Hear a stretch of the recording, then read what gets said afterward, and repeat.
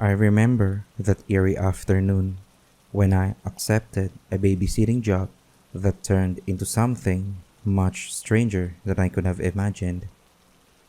It was just another typical day in our quiet neighborhood, and as a 15-year-old girl, I often babysat for families in the area to make some quick and easy money.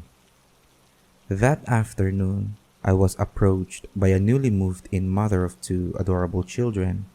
She explained that she had a sudden job work and needed someone to watch her kids for a few hours until she got back.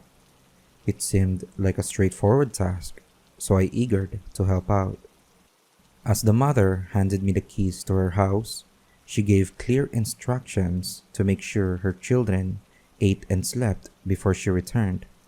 With a cheerful smile, I reassured her that everything would be fine, and she rushed off to her job. The children were sweet, and I managed to feed them their snacks and put them to bed. With their soft breathing filling the house, I decided to relax in the living room and watch some movies while I waited for their mother to return. But as I settled into the couch, I heard a faint cry of a baby. My heart raced, and I quickly tiptoed upstairs to check on the children. However, to my relief, they were sound asleep in their beds. I shrugged it off, thinking it might have been a noise from the neighboring house. I returned to the living room and resumed watching the movie, but the cry came again, louder this time. Confused and concerned, I hurried upstairs once more to ensure the children were okay. Yet, there they were, sleeping peacefully, undisturbed by any crying. I couldn't explain the origin of the sound, and it left me feeling uneasy. While heading back downstairs, I noticed the door that I hadn't paid much attention before. I remember that the mother of the two children gave me a very specific but weird instruction to never open and never go inside the basement. Curiosity got the better of me, and I couldn't help myself to wonder what's inside because the cry was coming from there. My mind wrestled with whether I should open the door or not. Just as I was about to reach for the doorknob, the front door suddenly swung open, and the mother stood there, looking tired but relieved to be back. Oddly enough, the baby's crying stopped at the same moment she arrived. I felt a chill run down my spine, and I quickly dismissed my curiosity, telling myself it must have been my imagination playing tricks on me. As the mother thanked me for my help, I couldn't help but feel a sense of relief that the babysitting job was over.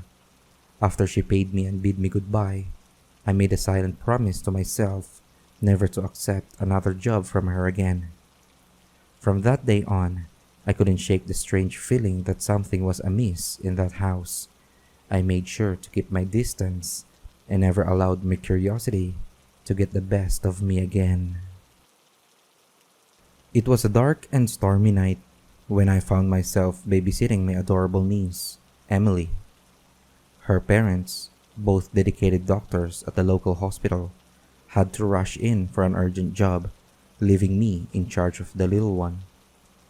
As the night wore on, I tried to keep her entertained, and we decided to have some fun with a dress-up game. Emily sat in front of the old ornate mirror, combing her hair, and that's when I noticed something odd. She kept glancing over her shoulder, as if someone was standing behind her. "What's wrong, Emily?" I asked, concerned. She hesitated for a moment before whispering, "There's a tall man standing behind me. He wants to play dress up too." My heart skipped a bit, and a chill ran down my spine. I tried to remain calm and told her that it was probably just her imagination playing tricks on her. I suggested we go downstairs to get some snacks, hoping a change of scenery would ease her mind. As I made my way downstairs, my unease lingered. I couldn't shake off the feeling that something was amiss. I decided to call Emily's parents and share what had happened. I hoped they would have some explanation or could comfort Emily when they returned. After a brief conversation, Emily's parents reassured to me that everything would be okay. They explained that she had a vivid imagination and often created imaginary friends to keep herself entertained. Though skeptical, I trusted their judgment and continued with babysitting. Over the next few days, things seemed to return to normal. Emily appeared happy and content, and her parents seemed relieved that she was back to her playful self. I tried to forget about that eerie night and put it down to childhood imagination. It was a dark and stormy night when my sister asked me to babysit her two children. With nothing else to do that day, I readily accepted her offer.